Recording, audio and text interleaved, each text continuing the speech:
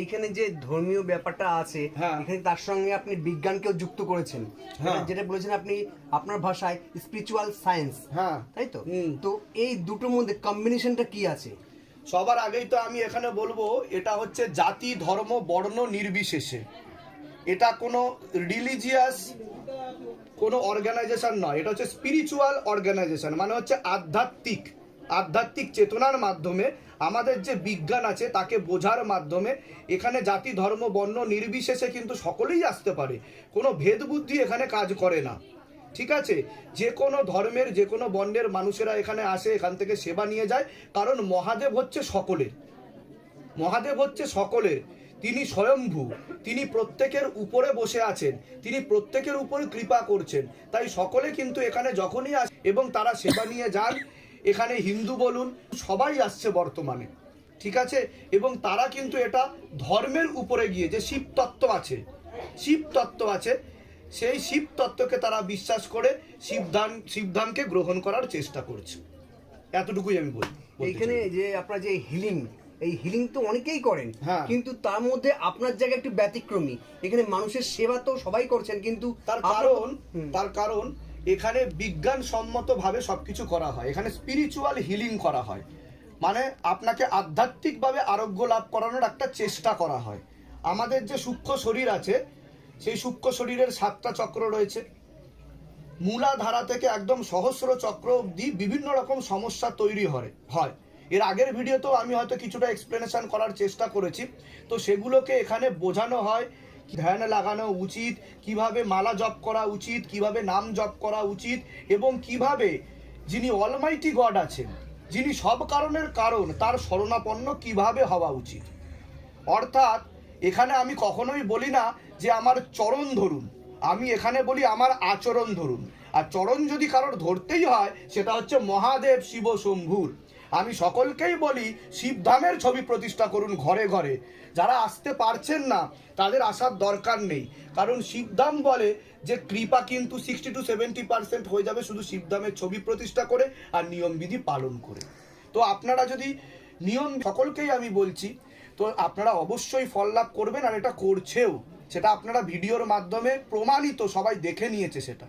আচ্ছা, দুই একটা ক্ষেত্রে দেখা যাচ্ছে যে যারা ছবি প্রতিষ্ঠা করেছে কিন্তু সেই ফল লাভ, যেমন অনেকেই বলছে যেদিন ছবি প্রতিষ্ঠা করেছে সেদিনই আমি একটা ভালো খবর পেয়েছি, বা দু একদিনের মধ্যে ভালো খবর পেয়েছি। দুই একজন ব্যতিক্রমী আছেন, যদি আমি কোনো ফল পাইনি তার কোনো ভুল হয়েছে তার, দেখুন এটা তো নিয়ম নিষ্ঠার ব্যাপার। ডাক্তার আপনাকে লিখে দিল এই মেডিসিন এই সময় আপনাকে খেতে হবে, যেমন ভাবে আপনি খাবেন তার উপর আপনার শরীরে প্রয়োগ পড়বে, বিষয়টা বোঝার ব্যাপার আছে। তো এখানে যেই জিনিসগুলো করা হয় সেই জিনিসগুলো বিজ্ঞানসম্মত, ঠিক আছে। তো এই নিয়ম বিধিগুলো আমাদের পরম্পরা হয়ে চলে আসছে।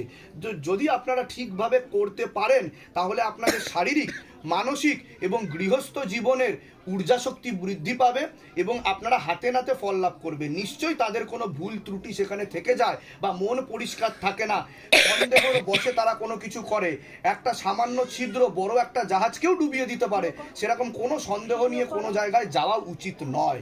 তো সেক্ষেত্রে আমি বলি, যদি পরিপূর্ণভাবে বিশ্বাস করতে পারেন এবং নিঃস্বার্থভাবে তাকে ডাকতে পারেন, অবশ্যই কারোর আগে হয় কারোর পরে হয়, ফল কিন্তু সকলেই লাভ করে। কিন্তু যিনি করেছেন, প্রতিষ্ঠা করেছেন, সে কিভাবে জানবে যে তার কোনো ভুল ত্রুটি হয়েছে কিনা?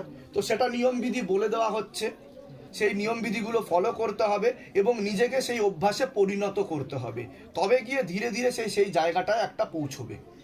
আচ্ছা, এখানে আর একটা 16 সোমবার কথা বলা হয়েছে, যে এই 16 সোমবার মানে যেই কটা সোমবার আসবে, শুধু সেই সোমবারগুলো সে নিয়ম পালন করবে, আর অন্যান্য দিন যথারীতি যেমন দৈনিক পূজার্চনা করে সেভাবে করবে, তাই কি? হ্যাঁ, 16 সোমবারের যে নিয়ম বিধি বলা হয়েছে শিবধামের তরফ থেকে, সেটা তো সকলেই জানে।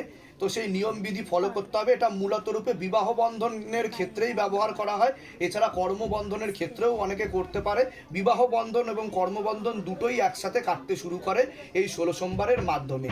আর এটা শুধুমাত্র আমি শিবধামের তরফ থেকে আমি এটাকে নিয়ে এসেছি এই না, এটা আমাদের শিব পুরাণেও রয়েছে, এটা পরম্পরা। এই পরম্পরাটা কালক্রমে আমরা হারিয়ে ফেলেছি, ছিন্ন হয়ে গেছে। সেই পরম্পরাটাকে মহাদেবের হয়ে আমি সেটাকে সকলের কাছে তুলে ধরেছি। এর ফলে আপনি যেমন কর্ম করবেন ফল লাভ তো আপনিই ভোগ করবেন। মৃত্যুর পরে আপনার শরীরও যাবে না, কিন্তু আপনার কর্মের ফল কেউ আপনার থেকে চুরি করতে পারবে না। সকলে সবকিছু কেড়ে নিতে পারে, কিন্তু আপনার এই ফল কেউ নিতে পারে না। এটা আপনিই ভোগ করবেন, জন্মান্তরের পরেও আপনিই ভোগ করবেন। যেমন আরেকটা আসছে, যেন একজনের আমি জানি সেটা হচ্ছে এখানে চৌকিতে ফটো দিয়ে রেখে গেছেন, যেহেতু দেখাতে পাচ্ছিলেন না, কিন্তু সে বারবার আফসোস করছে আমার কোথাও সমস্যা হচ্ছে, আমি ফলটা পাইনি কেন। দেখুন এখানে তো কতগুলো নিয়মবিধি থাকে, যেমন ধরুন আদেশের বাইরে গিয়ে কেউ কোনো কাজ করছে, সেই ব্যাপারটা তো আমি বলতে পারবো না। অনেকে কারোর মুখে শুনে কোনো কিছু করছে, সেই বিষয়ে তাদের কাজ নাও হতে পারে। যেমন অনেকেই চূর্ণি নিয়ে চলে আসে, কিন্তু তাদের আদেশই লাগে না চূর্ণির। এটা তো বাবা আদেশ দেবেন, আমিও কেউ না, আমি কেউ না, আমি তো নালায়েক আদমি, আমি কেউ না, আমি তার হয়ে আসন ধারণ করে বসে আছি। ঠিক আছে, তো এগুলো বুঝতে হবে। যখন আদেশ আসবে তখন যদি ঠিকমতো তারা করে সবকিছু কাজ, অবশ্যই তারা কর্মের ফল লাভ করতে পারবে। অ্যাকচুয়ালি কি হয়েছে ব্যাপারটা, যেহেতু উনি বয়স্ক মা, উনি আসতে পারছিলেন না, তাই জন্য যেহেতু উনি ভিডিওতে দেখেছেন, ছবি এনে চৌকিতে রেখে গেলেন। সেক্ষেত্রে আমি বলবো, যদি চৌকিতে ছবি পেলেও কাজ না হয়, তো প্রত্যেক দিন তার নাম করে 3টে করে ধূপকাঠি, 1টা করে মোমবাতি তারা অনবরত বাড়িতে থেকে জ্বালিয়ে যেতে পারে। তেল, কর্পূর, অখণ্ড জ্যোতি, দীপদান বিধি সেগুলোও করে যেতে পারে। ছবি প্রতিষ্ঠা করে শক্তি চালনার মাধ্যমে জল, তেল, ধূপ, কর্পূর সবকিছু পূজা সামগ্রী তারা পরিয়ে নিতে পারে। আমরা কখনোই বলছি না আপনারা শিবধামে আসুন, ধামে ধামে কত ঘুরবেন, এবার জাগুন, আর কত ঘুরবেন। আমরা কখনোই বলছি না, আমরা পথের দিশা দেখাচ্ছি। বিশেষ করে আমি তো পথের দিশা দেখাচ্ছি। তান্ত্রিকদের চক্করে পড়বেন না, টাকা পয়সা নষ্ট করবেন না। আপনারা তার চরণ ধরুন, মহাদেব শিবশম্ভুর চরণ ধরুন, এবং চেষ্টা করতে থাকুন, নিয়মবিধি পালন করতে থাকুন, অবশ্যই ফল লাভ করবেন। এটাই বলার উদ্দেশ্য। এখানে আরেকটা জিনিস প্রশ্ন করবো আপনাকে, আপনি একটু আগে বললেন তান্ত্রিকদের কাছে যাবেন না, তো তান্ত্রিকদের তো তন্ত্র মতে, অর্থাৎ সেও তো মায়ের বা শিবের উপাসনা করে বা পূজার্চনা করে মানুষের ভালো কাজ করার চেষ্টা করেন। অবশ্যই। দেখুন আমি একটাই কথা বলবো, যে যারা সত্যিকারের মন থেকে উপাসনা করে, ধ্যান জপ করে, তাদের কোনো জায়গাতে যাওয়ার প্রয়োজনীয় নেই, প্রয়োজনীয়তা নেই। ভক্তের বিশ্বাস একদম, এমনকি শিবধামে আসারও প্রয়োজনীয়তা নেই তাদের। তারা ঘরে বসেই ফল লাভ করতে পারে, শুধু নিয়মবিধি ফলো করে। কোনো তান্ত্রিক, অ্যাস্ট্রোলজার, রেকি মাস্টার দরকার নেই, নট নেসেসারি। কত চক্কর কাটবেন, পায়ের জুতোর সুক্তারাক হয়ে যাচ্ছে তাদের, তারা কষ্ট পাচ্ছে, তারা কাটছে দিনের পর দিন। ভক্তদের কষ্ট সহ্য করতে পারে না শিবধাম।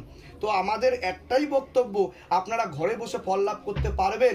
যদি আপনাদের ফল লাভ হয়, আপনারা শিবধামে আসুন, এসে পুজো দিয়ে যাবেন। এছাড়া আপনারা অ্যাপয়েন্টমেন্ট নিয়ে আসুন, আমরা অবশ্যই বসে আছি। আমি তো বিশেষ করে বসে আছি আপনাদেরকে দেখার জন্য। আপনারা সকলে আসুন। এত লোকে একসাথে আসলে আমরা তো একসাথে সকলকে সেবা দিতে পারি না। আমরাও চেষ্টা করি যাতে সকলে সেবা নিয়ে যায় এখান থেকে, কেউ যেন কষ্ট মনে না যায় শিবধাম থেকে। এটাই ধামের তরফ থেকে বলার। এখানে আরেকটা জিনিস বলবো, আপনি বলছেন এখানে মেডিটেশন শেখানো হয়, হ্যাঁ, সেটা কিভাবে শেখানো হয়, বা কেউ যদি ইচ্ছে থাকে শিখতে পারবেন? দেখুন সেটা তো তার উপর ভিডিও বানানো হয়েছে, তার বিজ্ঞান বলা হয়েছে, এবং যে বিজ্ঞান লুপ্ত হয়ে গেছে, কালক্রমে হারিয়ে গেছে, মানুষ জানে না, এবং কিছু মানুষ নিজেদেরকে অহংকার বশ অল্প কিছু লেখাপড়া শিখে তারা সব কিছুকে নাস্তিকতার ভিত্তিতে উড়িয়ে দিতে চায়। তো আমি তাদের উদ্দেশ্যে একটা কথাই বলবো, আগে তো সকলকে জানা উচিত, বোঝা উচিত। না জেনে না বুঝে কোনো কথা বলা উচিত না। তো এই পরম্পরা, এই যে বিজ্ঞান, এই যে ইতিহাস, এই যে ভৌগোলিক অবস্থান এখনো অবধি রয়েছে, যে রামায়ণ রয়েছে এবং শ্রীলঙ্কা এখনো অবধি রয়েছে, আপনারা দেখতে পারবেন এখন অবধি সব কিছু রয়েছে। তো এই জিনিসগুলো কিন্তু ফিরিয়ে দেওয়া হচ্ছে পরম্পরাভাবে, যে পরম্পরাটা হারিয়ে গেছে। এগুলো আগে ছিল, আছে এবং ভবিষ্যতেও থাকবে। এগুলো শুধু আপনাকে জানতে হবে। আমরা যত ইলিউশন, মোহমায়ার মধ্যে হারিয়ে গেছি, ছড়িয়ে ফেলেছি, নিজেদেরকে আবদ্ধ করে ফেলেছি, তত আমরা কিন্তু আরও কাম, ক্রোধ, লোভ, মোহ, অহংকারের মধ্যে ডুবে যাচ্ছি পরিপূর্ণভাবে। এর ফলে আমাদের জীবন নষ্ট হয়ে যাচ্ছে, আমাদের ধর্ম নাশ হয়ে যাচ্ছে, বিনাশকালে বুদ্ধিনাশ যেটাকে বলা হয়। এর ফলে আমরা কিন্তু কোনোদিনও ঈশ্বরের শক্তি লাভ করতে পারছি না। তো আমরা কি করছি, সেই বিজ্ঞানটাকে সকলের সামনে তুলে ধরছি। আসল সত্য, সত্যের দর্শন করাই হচ্ছে শিবধামের একমাত্র উদ্দেশ্য। আর মহাদেব, শিবশম্ভু এবং শিবধাম কিন্তু দর্শনের বিষয়, প্রদর্শনের বিষয় না। এখানে কোনো কিছু দেখানো হয় না, এখানে সকলের সামনে তুলে ধরা হয়। আর সকলের সামনে তুলে ধরা হয়। আপনি ধ্যান জাপ করছেন, আপনি ভক্তি করছেন, দেখানোর কোনো ব্যাপার নেই, অন্তর থেকে করুন। এটা দর্শনের বিষয়, এটা ফিলোসফি, এটাই সকলকে বোঝানোর চেষ্টা করছি আমরা। জয় শিবধাম। জয় শিবধাম। ধামের তরফ থেকে সকলকে অনেক অনেক আশীর্বাদ, সকলে সুস্থ থাকুন, ভালো থাকুন, আর এইভাবেই জুড়ে থাকুন শিবধামের সাথে। ওম নমঃ শিবায়, শক্তি রূপে গুরু পীরানন্দম নমঃ। ওম ওম নমঃ শিবায়, ওম নমঃ শিবায়, ওম নমঃ শিবায়।